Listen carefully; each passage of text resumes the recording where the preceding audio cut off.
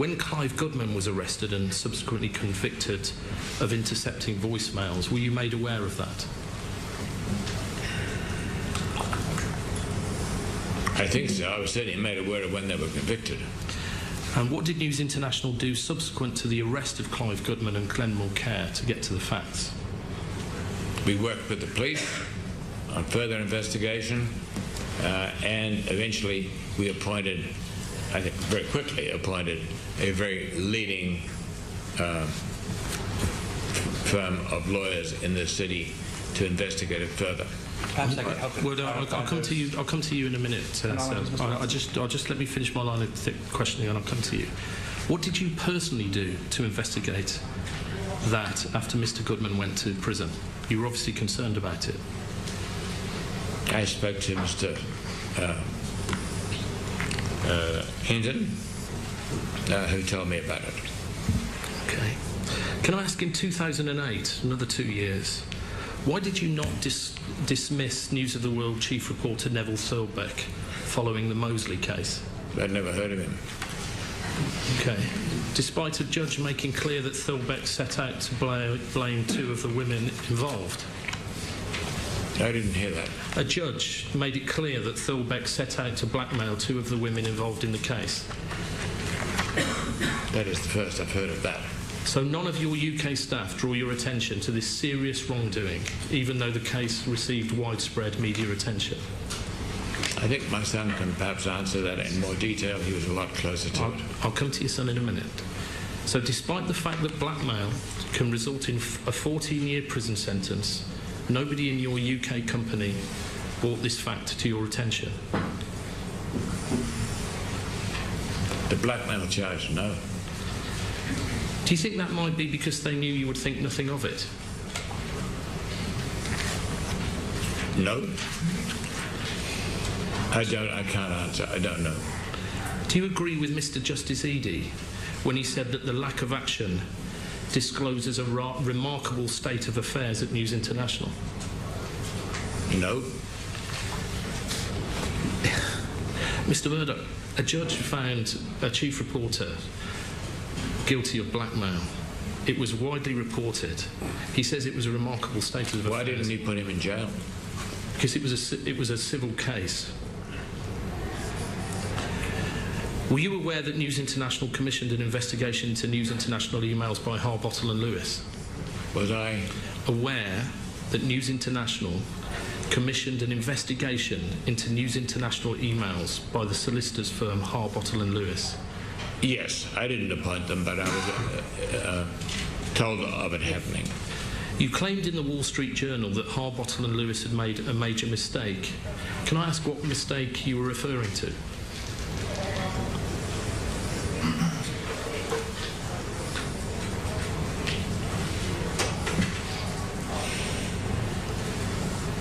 I think maybe that's a question again for James, but there was certainly, when we examined it, re-examined that, we found things which we immediately went to counsel with to get advice on how to present it to the police. In their written response to this committee's questions, are you aware that News International stated that both John Chapman and Daniel Cloak reviewed these emails before forwarding them to Harbottle and Lewis? No. So that nobody in the company told you that 2 of your executives had reviewed the emails back I thought that I was under the understanding that everything had been sent to them. Okay. You are aware that Lord MacDonald QC has since reviewed the emails again on behalf of News International, are you not? Yes. You're aware that he stated he found evidence and he's reported to the whole board of News. He did? News Corporation. And you're aware that he stated to the board that he found evidence of indirect hacking, breaches of national security, and evidence of serious crime in the Harbottle and Lewis file? Oh, he did indeed.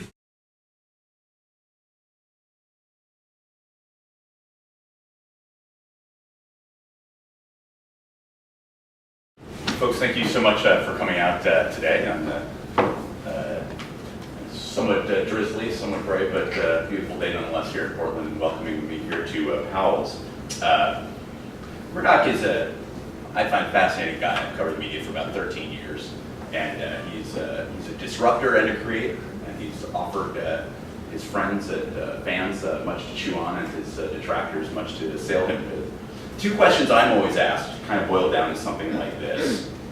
The question is Rupert Murdoch's business endeavors in pursuit of political power, or is power in pursuit of his business endeavors, that is, to make more money? That's the first question.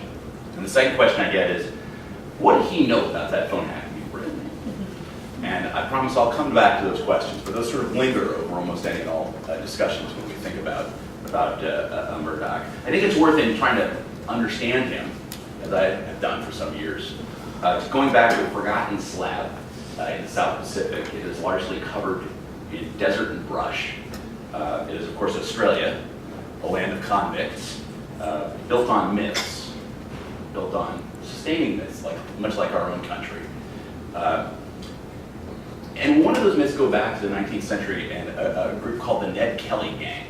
There was this guy, Ned Kelly, of Irish descent, who felt that the British authorities there really were terrible and oppressive and brutal to people who weren't part of the establishment. And he kind of became an outlaw. In fact, he did become an outlaw. He did things, he would engage in essentially firefights with the cops. He would rob banks and burn down buildings, and he and a core of his family and his buddies, his mates, essentially waged kind of a guerrilla war for time on the British authorities in these sort of outposts away from the big cities, and became a little bit something of a hero. And this notion of what was called mateship evolved. And mateship is something like, if you belong to a fraternity in college, which I did not, it would be something like that times about 10,000.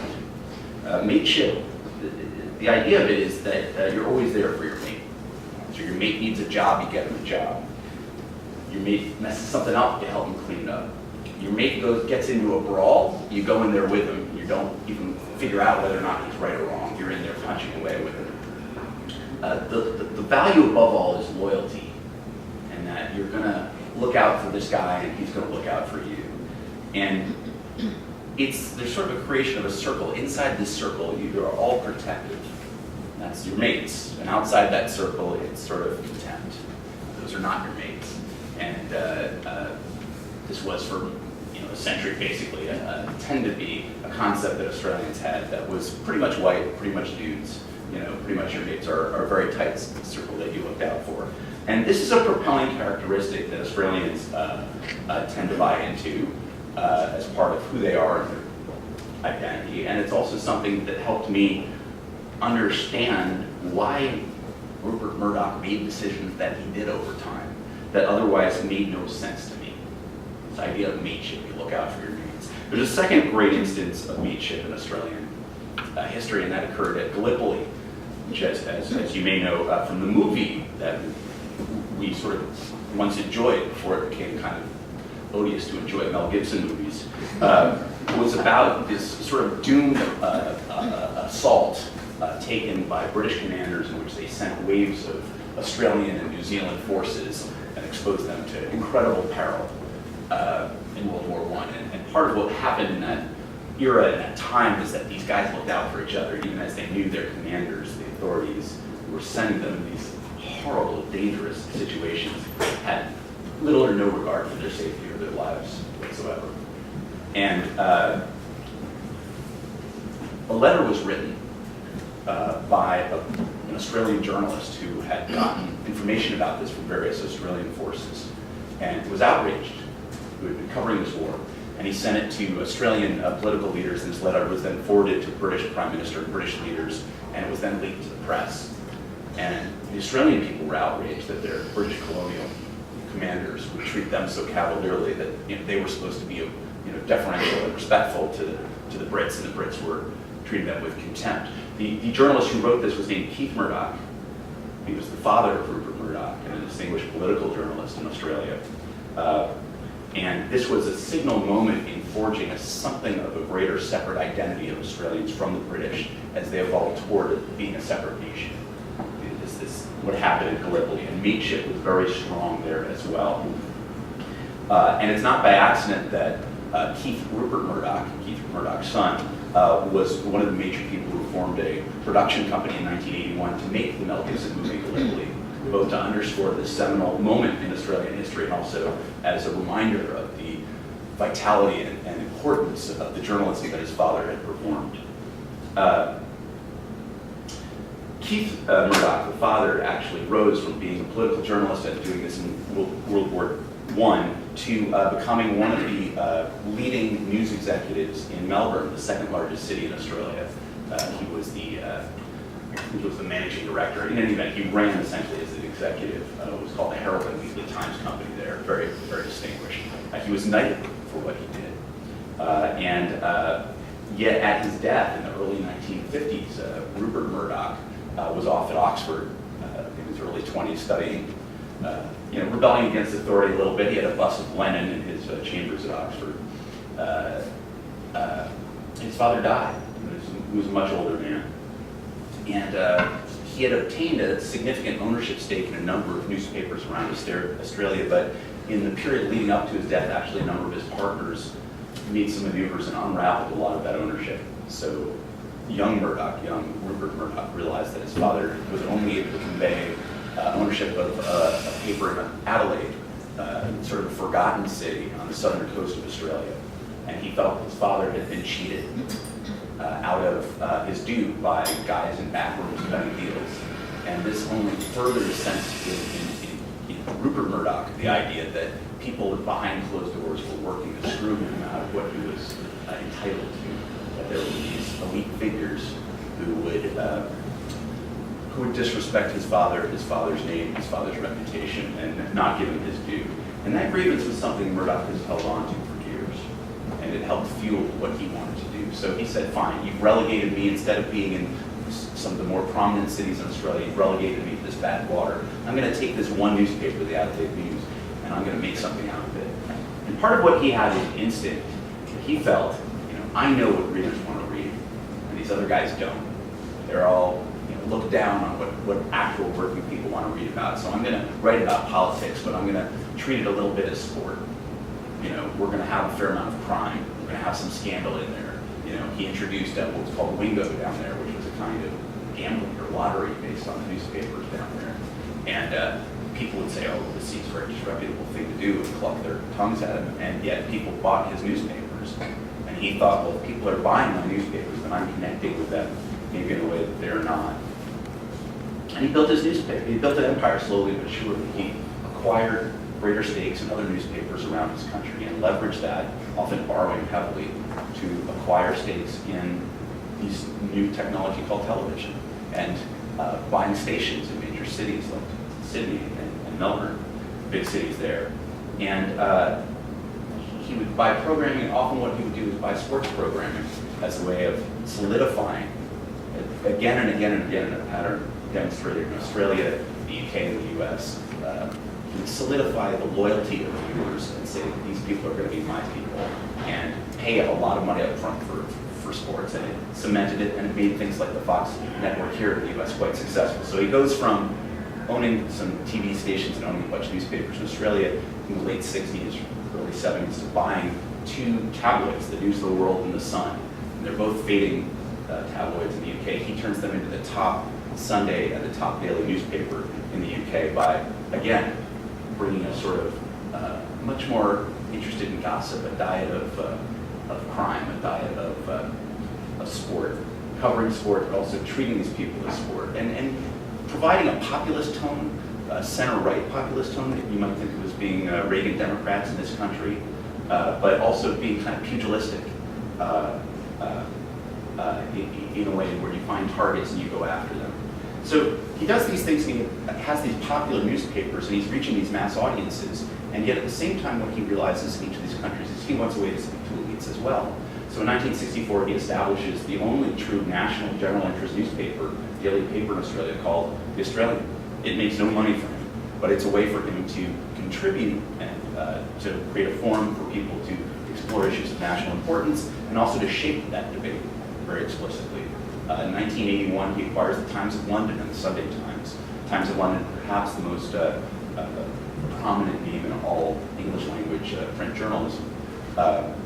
It has never made him a dime, but again, it has allowed him to both be a guy at the table when they have to deal with this very prestigious, respected paper, and also has allowed him to shape its sensibility. In this country, of course, in 2007, he bought the Wall Street Journal. Exactly the same thing. So he has this high-low game where he has these mass-market newspapers like the New York Post on one part of the scale and the Wall Street Journal on the other. And he did the same thing in Australia, and he did the same thing in the UK. And what this means is, of course, when you think about politicians, is they look at mass readership as voters. And they look at the prestigious papers as reaching all of the thought leaders and potential donors and people they have to do business with. And so he reaches both the constituencies high and low. And suddenly politicians have to do business with him. Or not that suddenly, in fact, over the decades. And one of the things that's very interesting about the way he does it is, if you think about the New York Times, it's been decades, I think, since the New York Times endorsed a Republican for president. And it's been, I can't think of a time that the Daily Telegraph hasn't endorsed a conservative candidate in the UK for prime minister. But Murdoch's genius is he toggles his papers back and forth. So they tend to be more conservative, but they will do business with pragmatic centrist Democrats, pragmatic centrist Labour Party candidates in both Australia and in the UK. So Hillary Clinton running for office in 2000. Well, in 1992, the Clintons were the epitome. You know, if you listen to their detractors, of the most wild-eyed, crazy left-wing people. And yet, by the time she's running for office, she's seen as a centrist Democrat, essentially in 2000. The New York Post endorsed her both times when she ran for office, not just in the primaries, but in the general election. And Murdoch also has the ability to smell if somebody's going to be a winner, he might as well be on their side. So they feel like they owe him anyway. And the toggling back and forth in Britain, you know, Tony Blair was looking at Labour, and he thought and announced that he was going to make a new Labour. It wasn't going to be as much of a socialist party as it had been. And he flies in 1995 to a small island off the coast of Australia called Hayman's Island, where News Corp was having a corporate retreat. And he meets with Murdoch. And at this meeting, he doesn't promise anything. He doesn't say, I'm going to cut the subsidies to the BBC, which you hate so much. He doesn't say, I'm going to strip away all these regulations on what you can own. He doesn't say anything like that. But he flew 10,000 miles to meet this guy, even though Rupert Murdoch owned several residences in London, at which they could have easily had coffee or tea. He's showing deference to him. 1998, the guy who is Tony Blair's partner and hopes to succeed him and does as prime minister for a time, Gordon Brown, he flies to Sun Valley, Idaho, and does the same thing. 2005, David Cameron, after Labour has been in power now for 8 years and is going to extend that until 2010, David Cameron flies on a jet of Murdoch's son-in-law to Santorini, the island off Greece, and then goes out to Murdoch's yacht and meets with him there just so that they get to know one another. And over time, Murdoch's aides and his son James, who is the chairman over his British properties at the time, convinced Murdoch to switch his 4 newspapers there to support the Conservative Party. So suddenly, the guy who says the elites don't want to have anything to do with me, and I'm the guy who's shut out, and I'm the guy who's being held at arm's length, he is being courted by politicians who are flying all over the world to show him respect.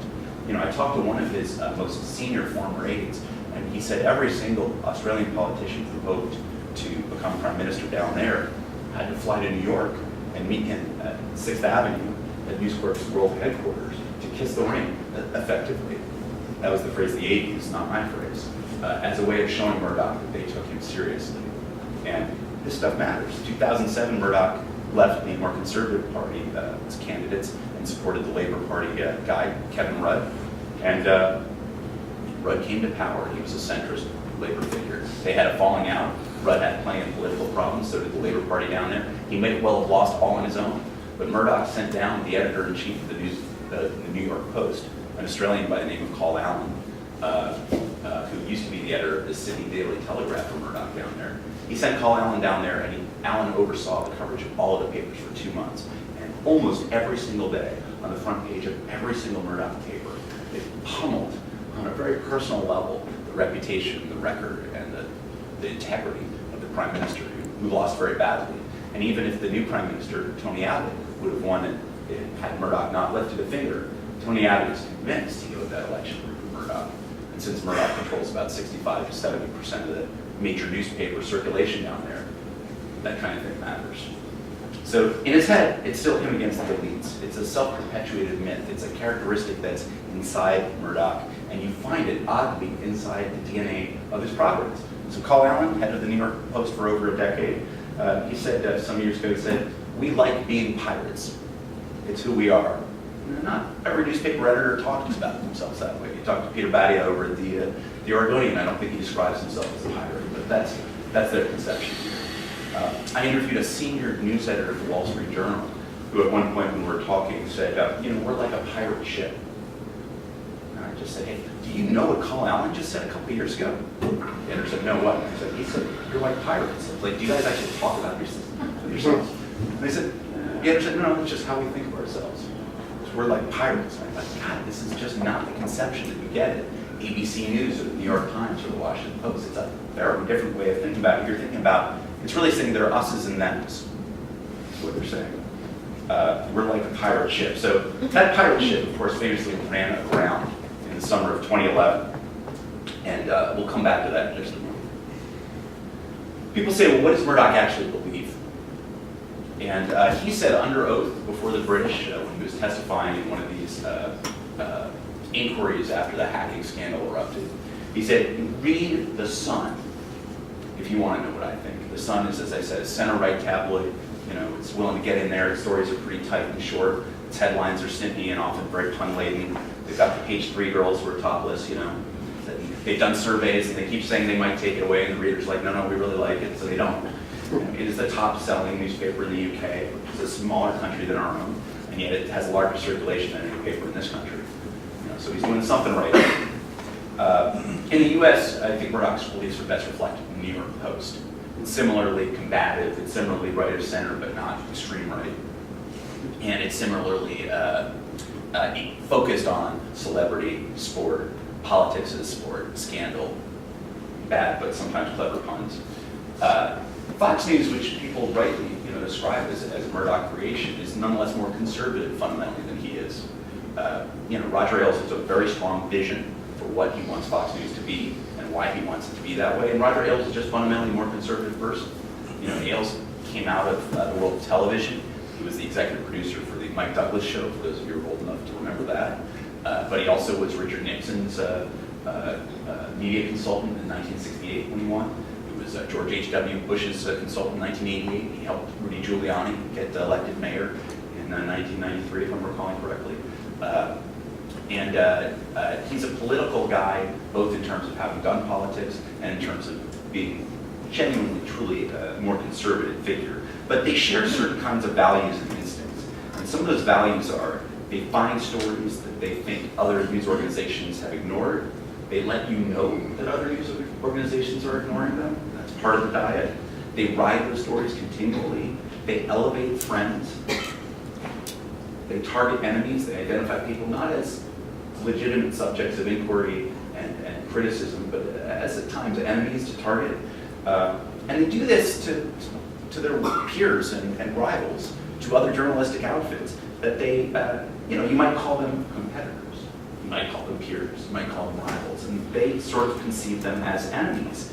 And you will see on Fox News, particularly, but the New York Post also, a steady stream of essentially media criticism embedded in their stories that are often not about the media. And it's a way of saying these guys are not legitimate because they don't approach the story we do in the same way. Now, I think Mother Jones, they approach stories maybe differently than we do. I think of the Weekly Standard, they approach stories differently than we do. The AP, the Associated Press, which tries to be very much kind of factual and down the line, they might approach stories differently than we do. I don't think that's illegitimate. I think it is different. But there's a different conception of how the media is presented on Fox News and in the Murdoch press. The amazing thing in reporting this book was to find out the degree to which they also felt the people who reported on them were essentially enemies. I've dealt with Fox since 2000 as a reporter, and they're the most confrontational and engaged group I've ever dealt with. I covered Congress and politics before that, I thought that would have been much more aggressive. These guys take a cake. So, when you call up for a story, they say, well, are you interviewing MSNBC? Are you interviewing anybody at CNN? And if you say yes, they say, well, then we're not going to participate because our ratings are so much greater than theirs that we're not in the same business. I said, well, you actually are technically a cable news channel. And they say, no, we're in the television news business. They're doing something else off on the side. And it's a brilliant thing that drives people at CNN and MSNBC crazy, which is why they do it. But it's a constant sort of haggling and negotiating just over whether or not you're going to get to talk to them. This is more aggressive than almost any other shop we've dealt with. But the stuff they did very much surprised me. Jen, in her introduction, mentioned the question of sock puppets. So sock puppetry, as you guys probably know, this is a very pirate city, is when people show up online and take part in debate or arguments or comments, but don't do it under their own names. And what I found in reporting this out was that PR people were expected not just to engage with people like me, but to rebut criticism of pretty much every single blog post or essay they could find online. And they had to use pseudonyms to do it. So one woman who worked in PR had 20 pseudonyms that she used. Another one of her colleagues had over 100, and they were going after every criticism they could find. But it wasn't just every criticism. They would go after blog postings that were neutral, that just happened to mention Fox News people, but not do it in an incredibly laudatory way. And the idea was that they wanted to present this swarm and an army of such intense Fox loyalists. And there are intense Fox loyalists out there. But they wanted to, sort of rig the game by having what seemed to be hundreds of people doing this and saying, no, you don't understand how great these people are. So, okay, they're going after the negative stuff. They're going after the neutral stuff. And then this is, I think, the coup de grace in this. They go after the comments. So, they would have to go after every negative comment below the blog postings that might be neutral or even positive. It was almost as if they were going after the internet. Any piece of criticism anywhere or a neutral observation about a Fox personality had to be rebutted. One person told me that she was awoken at 2:30 in the morning and was screamed at by her boss, now the top PR executive for Fox News. They said, how can you embarrass me like this? The person is just I don't know what you're talking about. It's 2:30 in the morning. She says, there's this comment down there and you haven't rebutted it. So the person logs on and scrolls down and says, it's comment 38. No one will ever see it. It's a blog with a tiny post and it's 2:30 in the morning. What are you doing to me? And she says, don't ever embarrass me. Hangs up the phone. The idea was, you have allowed a comment somewhere to go unrebutted. So this was, this very intense swarming of comments, which seemed to be kind of hilarious and unhinged, but it was reflective of the intensity with which they thought this was, important to embrace. Sock puppets thing in some ways are a little comical. Stephen Colbert had a good time with it about 10 days ago or so. It's worth watching what he did with it. But it's kind of comical in its frenzied nature. They did stuff to other reporters that was kind of insane. So, for example, I did stuff where I embarrassed Geraldo Rivera, who at the time was their chief war correspondent, by showing he was 300 miles away from where he actually claimed to be praying over the site of dead American soldiers. He was praying over the site of what looked like perhaps an old sack of grain. It wasn't clear. But regardless of that, they were very upset with this. So for 15 months I was on the blacklist. They wouldn't take my calls. That's part of the game. Fine. That's you play the game, not a problem. Tim Arango was a reporter for the New York Times and business desk and covered media. 2008 was a fascinating time for politics. You had Hillary Clinton and Barack Obama going head-to-head in the Democratic primaries, and CNN started really rising in the ratings. It was really impressive. And Fox had been crushing it in the ratings since about 2001. And so we call that news. CNN is doing well. So Marengo calls and says it's doing this story. They're like, it's really not a story. He says, well, I'm doing a story. I'd like your comment. They say, well, you don't want to do this story. He says, well, okay, thanks, I'll do the story. And the PR person says, don't do this story. You have no idea what they can do to you. So that doesn't sound good. Well, he publishes the story. Next day, the day that the story runs, he gets a call from a guy who runs a gossip blog saying, give me a call back about to post something about you. Sure enough, within an hour or so, posting goes up on what was called Jossip. It's no longer existing, but a gossip blog. And it said, did Tim Arango just return from rehab?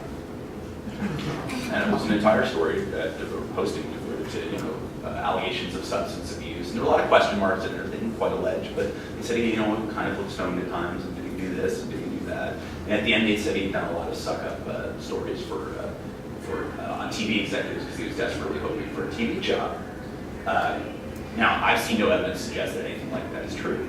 But I interviewed Tim Marengo about this from Istanbul, where he's now the Times bureau chief. And his response to me was, 5 years sober. He actually had just come back from rehab. He had been treated for substance abuse there. But it had nothing to do with his reporting. And they only put it in print because he did a rating story. You're talking about just a little rating story, folks. It's not that a scandal. It's out there. Ratings are public knowledge. But they did it in a way to punish him and to warn other reporters that if they did the same, they might suffer consequences too. A guy named Matthew Flann, without so proud and large a news organization behind him, who worked for Crane's Business New York, is a trade publication in New York City, did a similar story around the same time also about ratings. And he couldn't get anywhere with Fox. They didn't return his call. He was trying to do a story about this. He's talked to CNN, he's talked to MSNBC, and he gets an email from the private Hotmail account of a senior producer for the O'Reilly factory.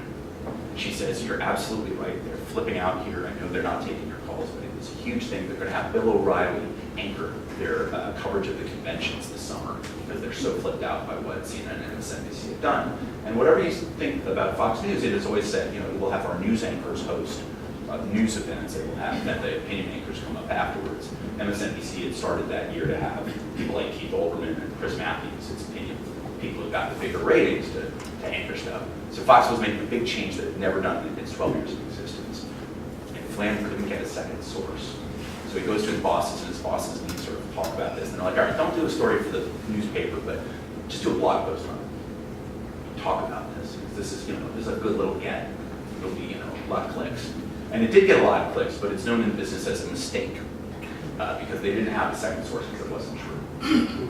So as soon as he puts it up about an hour later on a bunch of TV industry websites, the top PR officials from Fox News are quoted saying, Matthew Flann is so unreliable as not to be believed. We would never do something so stupid. Bill O'Reilly has never and will never anchor our coverage. It's going to be Brick Hume, our major anchor, and anybody who believes Matthew Flann is out of their mind. So he calls back the woman who emailed him. And he says, what was this? What happened? And she says, who are you? And he says, you sent me this email. We emailed back and forth. And she said, I don't know what you're talking about. So he sends an email back, and it pings back to him. And what had happened, as I've confirmed from people inside Fox, is that actually it was set up. They made a totally fake email account. They had sent him fake information in the hope of luring him to post it, which he did, which was his mistake. But he just made a mistake. And they then punished him for it and tried to destroy his credibility as a result, just because he wanted to do a reading story. In my world, that's pretty intense. So, they lumped together the idea of people who were writing something that might be somewhat favorable about a rival, or in their minds an enemy, as an enemy themselves. It's sort of an extreme form of meatship.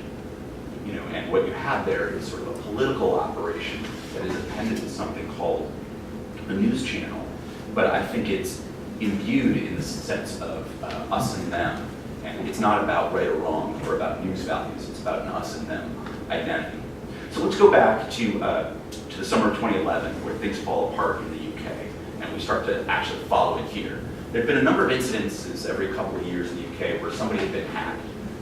Two princes were hacked, and this couldn't be ignored back in 2005, their phones. By the way, for a 156-word story, buried deep in News of the World. They mentioned who the doctor was. They mentioned what the nickname was of Harry, who kept getting injured for sports. And in this little tiny 156-word piece, they revealed knowledge of stuff they just shouldn't have had. And it was all taken voicemail messages from the princes and their buddies. And so there had to be a reckoning for that. So two guys went to prison. But the cop said, there's nothing more to see here. The News of the World leader said, we knew nothing about this. The head of the News of the World resigned, Andrew Coulson, in 2007, saying, I knew nothing about this, but it happened on my watch. This was a matter of honor, I should resign. But they put off a reckoning. And in fact, police and prosecutors have developed evidence suggesting that thousands of people were hacked. People, not just celebrities, not just royals, not just politicians who are assumed by newspapers essentially to be philanderers and crooks, but actually normal people. People like people who were blown up on their way to work in July 2005 in the terror strikes in the public transit in London there. people, the war dead in Iraq and Afghanistan, British forces, and the victims of crimes, including the one that actually blew this story wide open, which was Milly Dowler, a 13-year-old schoolgirl who had been abducted and whose remains were only found 6 months later, and whose phone that they had been hacking with sort of devastating frequency. So the reckoning had been put off many, many years. Right now in London, Rebecca Brooks, someone who Rupert Murdoch has described, for instance, as a surrogate daughter, someone who was so close to him that at the 40th birthday party of his own daughter, Elizabeth, he read a toast that had been prepared for him by Rebecca to honor his own daughter. She's on trial for conspiracy to commit hacking, conspiracy to bribe public officials because they paid off police for all kinds of information, and conspiracy to obstruct justice by hiding evidence. She's pleaded, I think it's important to say, not guilty to all this. Some of her former colleagues have pleaded guilty to similar and related charges. Rupert Murdoch went out of his way to protect Rebecca Brooks all along. She had been editor of News of the World during much of the hacking. She had been editor of The Sun during much of the hacking and the alleged corruption that happened at that paper. But when he was surrounded by reporters at a key moment in July 2011, while she was still CEO of his British newspaper arm, he was asked, "What's your priority?" And you think of all these victims who have been revealed and all these problems that the company is going to face. They say, "What's your priority?" And he looks at her and he says, "This one." And he wanted to protect her. And he said later, "Well, I was trying to buck up her feelings. She was under intense pressure, obviously. I have greater concerns than just this person." But actually, I was able to find out and learn that for months he'd been telling his lawyers, she is our top priority. His own general counsel, the top lawyer of all of News Corp, said, "You're out of your mind, sir. We have to take this back from London." She was the one who was being assigned responsibility to investigate hacking internally at News Corp. And they were like, no. We have so many shareholders. It's a publicly traded company. He treats it like it's a family store. It's a publicly traded company with investors. There are federal laws about bribing foreign officials. We have all kinds of legal exposure. He said, "Take care of Rebecca." Well, he finally ditches her only July 2011 when it was untenable, and the entire British establishment, instead of running to embrace them, was running away.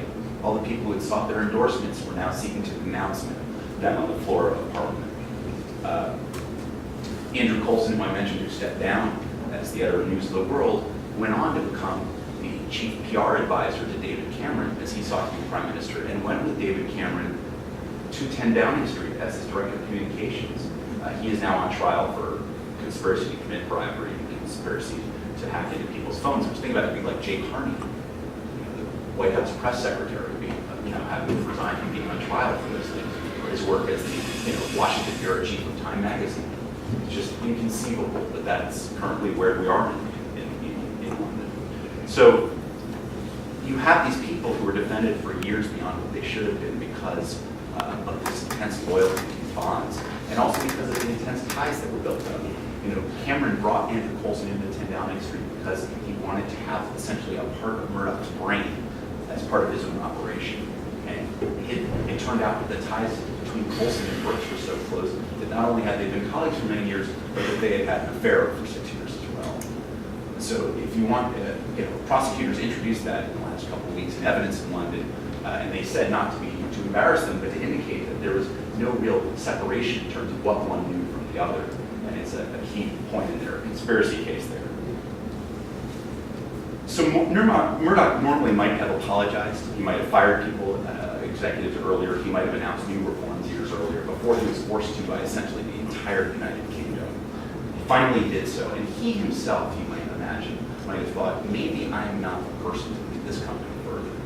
Maybe the people who I put so much importance on and who led us into so much trouble and financial and legal jeopardy, I didn't see that. Maybe it's time for me to perhaps be chairman, but allow somebody else to lead the company as CEO. That's not the way it works. His notion in his head is he's going to defend his friends. He's going to attack his enemies. He has now split his companies in two. News Corp last spring is now split off into be a much smaller company with its newspapers and a couple other holdings, some television properties in Australia. And the rest of it is the giant kind of broadcasting television arm that's really profitable. And Murdoch is the chairman and CEO of the entertainment part part of it and only the chairman of the newspaper part of it. But actually, all he cares about are the newspapers. He announced when he was doing the split, he said, how many people get a chance in their lives to do it all over again? I do.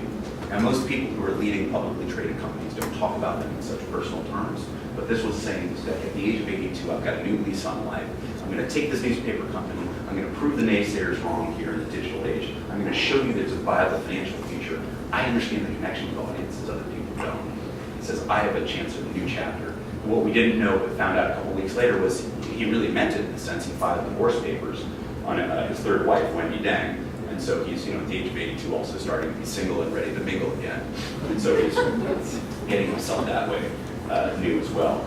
So at this point, alienated from his adult children, who either Lachlan Murdoch stayed in Australia, did not want to come back into the fold. James Murdoch has essentially destroyed his own chances, at least in the near middle term future, of leading the company because he was the chairman of the British enterprises at the time of these scandals. Elizabeth Murdoch is disgusted with the other two guys and really upset with their father. There's a lot of, although there's real love, there's a lot of tension and anger and resentment sort of brewing among the adult children. So he picks anew this one. He picks a new surrogate child, Robert Thompson, who had been editor of the Wall Street Journal, a fellow Australian who shares his birthday but is decades younger, who also had a Chinese-born wife, and who frequently vacationed with Murdoch.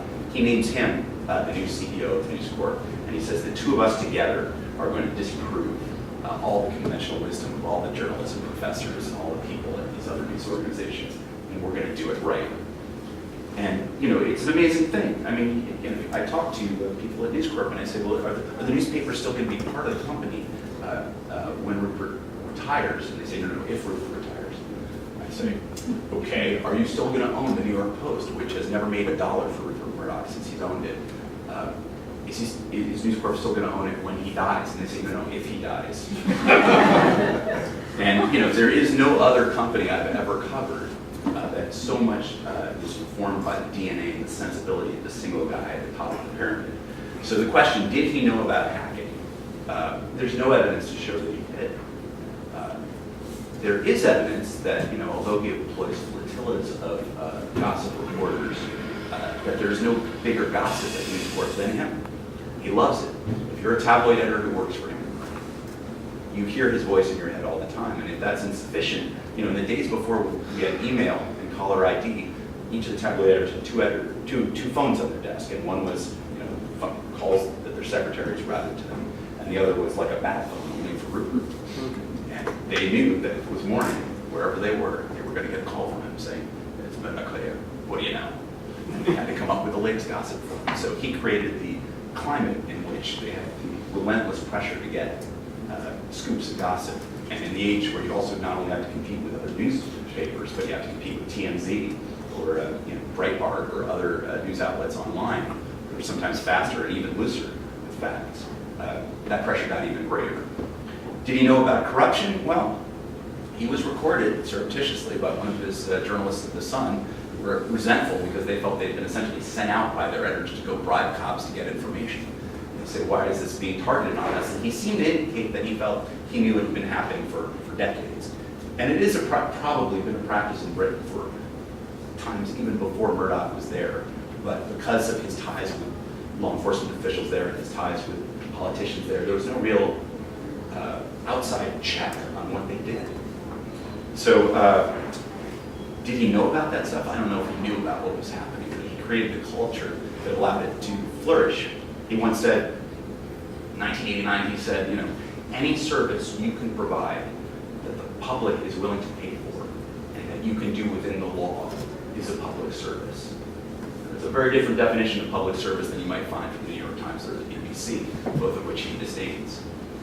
Some of his journalists appear to have dropped the within the law part. And it's a culture that he helped to foster, and that's probably beyond what he would have officially endorsed. The second question, is he about money so that he can get power, or is he about power so that he can get money? I answered it this way. He loves newspapers because he's the son of a newspaper man. He loves newspapers because they get him the attention of politicians. His audiences are their voters. With those newspapers, he can get them to feel like they owe him things, and in country after country, And time after time, he has got key concessions from politicians on major policies, but particularly on regulations that affected his businesses and allowed his TV holdings to grow and to flourish. And the reason he loves those TV holdings so much is because not only have they been the source of his additional billions, but they've helped him sustain the newspapers as they've been under attack financially. So he wants the newspapers and his business because he wants the power and influence, and he wants the power and influence because he wants his newspapers and his businesses. So you can't unravel the two. So this is the guy who I think in some ways is the most creative, the most destructive, the most influential on our politics, the most influential on our media. And this is a guy who we often forget is an American citizen, based right here in this country, who affects, I think, so much in these three great English-speaking countries. So thank you for coming out tonight. I'd love to take your questions, and I'm just appreciative that you came to join us.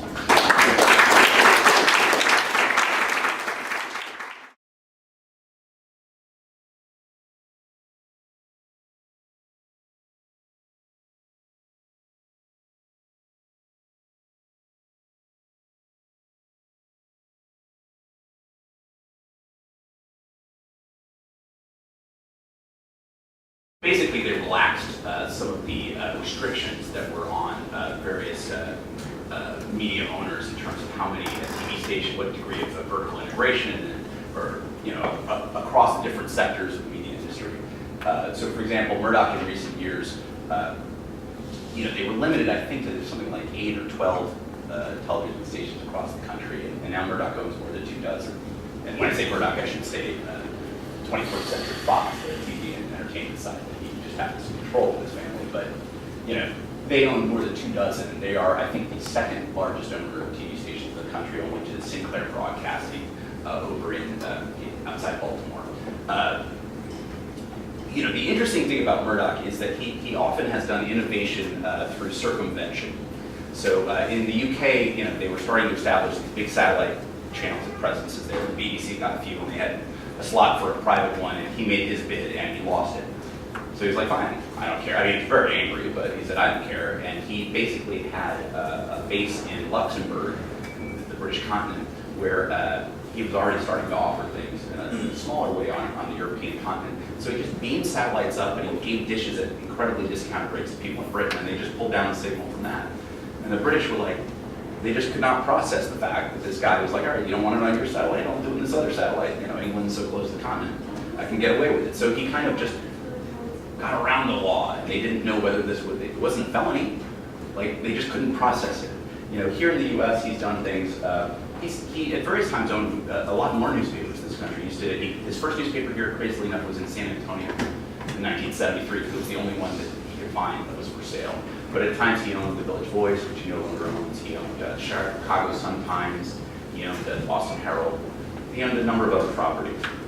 And in part because he ultimately decided that in the cities where he didn't care that much about the paper, it was more important to have more lucrative television properties. He dispensed with those. And he really bought these low-frequency channels and forced his way into getting a fourth network with Fox at a time when the three other networks thought it was inconceivable. The federal government was not very well disposed toward it. But he basically said, I don't care what you think. And because, this sounds crazy, he was able to kind of avoid some of the limits on ownership because the lower frequency stations weren't treated quite like owning a full station.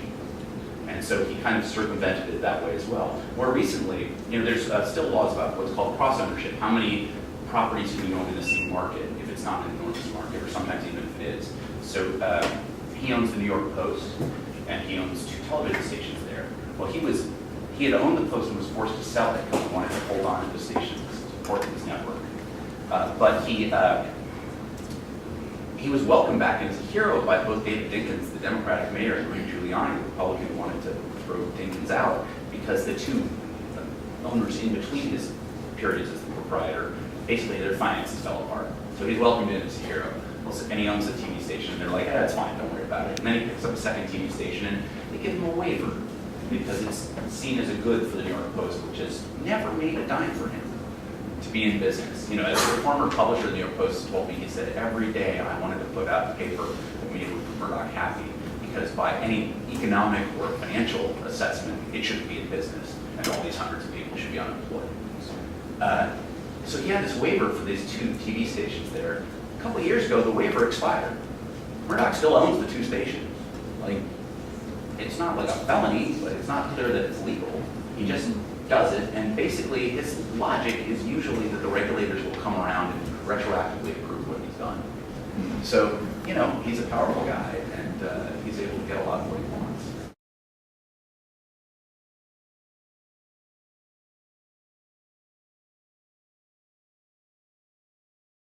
The question was raised about WikiLeaks and thinking about leaks like that, and also you know, comparing that to hacking and the notion of secrets getting out.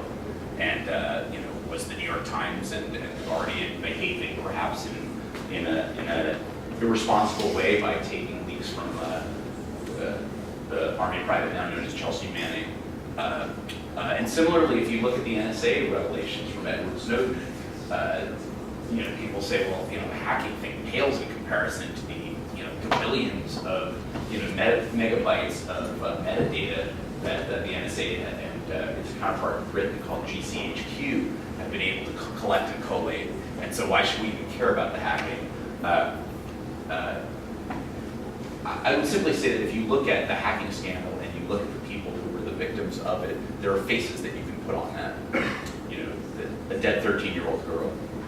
One of the people whose phone was hacked, by the way, there was another girl called Sarah. I'm forgetting her last name, I can find it here. But she had actually disappeared and been killed before the Milly Dowler instance. And she became a great cause by Rebecca Brooks and the News of the World. And a campaign was formed, and they gave the mother a column in one of the tabloids. And Rebecca Brooks, you know, the editor of the tabloids, who went on to be the CEO of News International, gives her a cell phone and says, you know, use this for if you need to call relatives. Don't worry about the cost. Call me anytime. You know, if you need just a voice, a shoulder to cry on, whatever. Use this phone. And her reporters hacked that phone repeatedly. You know, the idea. It turns out that because that phone belonged to the newspaper, it's not clear legally that that would be an illegal hacking because it was their own phone. So that didn't end up being one of the ones that criminal charges were filed on. But it was clear that you know, there are people's faces you can put to that. The metadata story, while deeply troubling to many tens of millions of Americans and British and people in Germany and elsewhere, you know, the individuals involved, you know, world leaders are upset, but you know, average citizens are concerned, but it's sort of a generalized concern, whereas everyone identified with being a parent or being a sibling of somebody who'd been blown up in, you know, in Iraq or in one of the terror strikes in London. And so there's just a different visceral reaction. I'm not saying that's right or wrong. I'm saying, you know, from an emotional level, there's that. But we're, you know, we are living in a digital age where information are these little packets of bytes and you know, binary code, and it turns out that all kinds of people can get their hands on it.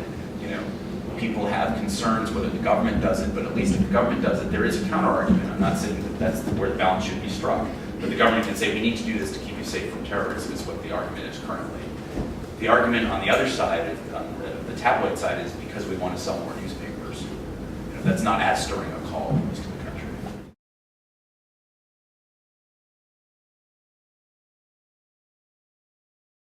No, I think loyalty is a shared characteristic of the two guys. So, for example, he often hires people who have really screwed up. Yeah. And he's like, that's great, come on board. You know, Judy Miller, you know, got the weapons of mass destruction story epically wrong for the New York Times, and it was a real blow for not only her credibility, but the New York Times credibility. She needed a resting place after she got out of,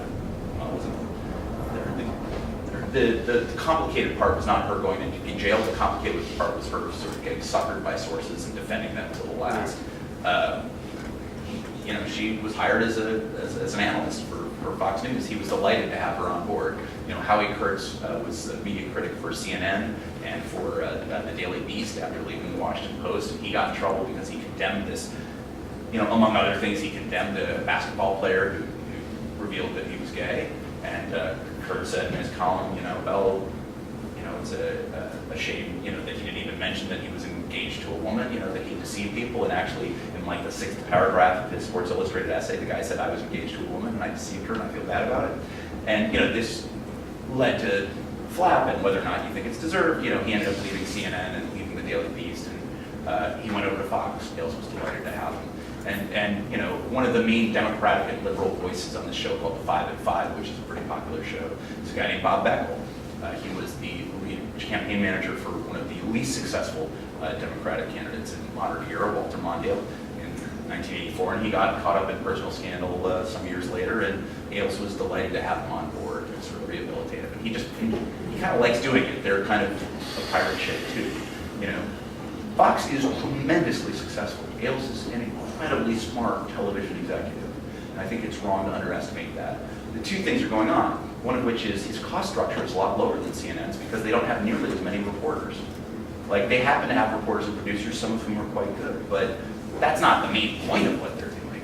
You know, the main point is that they took CNN and they blew them out of the water by saying, by the way, I know you think that doing a lot of news quickly is the point of what we do. Actually, arguing about it is the point of what we do. And so you hire people who are the equivalent of radio talk show hosts, you know, like Sean Hannity or Bill O'Reilly or others, who happen to perform decently on television. And that is so much more profitable to throw a few $1 million at them. And so Ailes, you know, Ailes was, by the way, right, as was Rupert Murdoch. Birth of Fox News, I hadn't known this until the book, but basically Murdoch created Fox. He wanted to ensure its success. He buys the NFL at what sounds like incredibly inflated dollars to make sure that every Sunday people are going to watch, you know, NFC games on Fox stations. And it really cements, it drives CBS into a bit of a tailspin for a few years, and it cements Fox as a major presence. And then he looks at 60 Minutes, which year after year is almost always a top 10 show. And he said, how can we get in on that? You know what? They are so liberal, those guys over at CBS. They are so liberal that we're going to create our own version of 60 Minutes, but it'll be a little bit from the right. And we'll look at stories that are overlooked. And so, you know, that's a legitimate approach. It's a different approach. But that's what he wanted to do. So then after trying some things out, he brought in a consultant, Roger Ailes, and Ailes said, why don't we do a channel?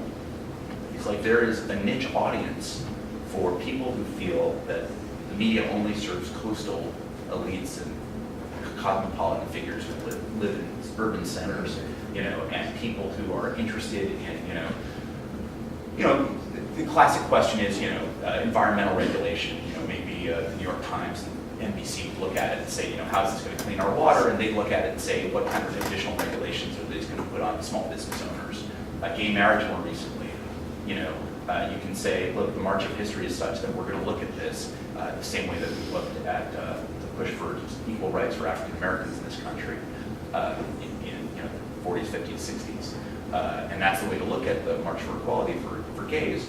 But you know, Fox may take the same story and explore that, but also put more of an emphasis on, is this somehow unraveling a social fabric that social conservatives feel? And while many people may look askance at that as an approach, you know, there's a very well-known constitutional scholar who was opposed to gay marriage until last year, and his name is Barack Obama. You know, so it can't be that you're saying that every person who opposed gay marriage is a bigot. Or maybe you are, but that's a pretty big list of people until very recently. So they could look at Fox News and say, you know, we are going to look at this maybe through a slightly different lens. And Ailes said, I think this niche is 50% of the country, and it's not being served. Now, the size of audiences of Fox News is actually at any one time pretty small. Yeah. I mean, you know, it's maybe 3 million for their top audience. You know, I go on Morning Edition, and anybody who's listening to one of my stories, there's usually between 4 and 5 million people. But because they are, as a guy who's writing a book about Ailes in terms of the loudest voice in the room, you know, they get a lot of the attention. But he's a very smart, successful businessman. It's not really personal when he does things, but it's successful. Like he's like, I'm going to go after people. I'm going to praise others. They haven't picked winners. They don't toggle back and forth. What they do instead is they are the ultimate arbiters and umpires of how things are going to play out in the Republican Party. So they do things a little different than tabloids do.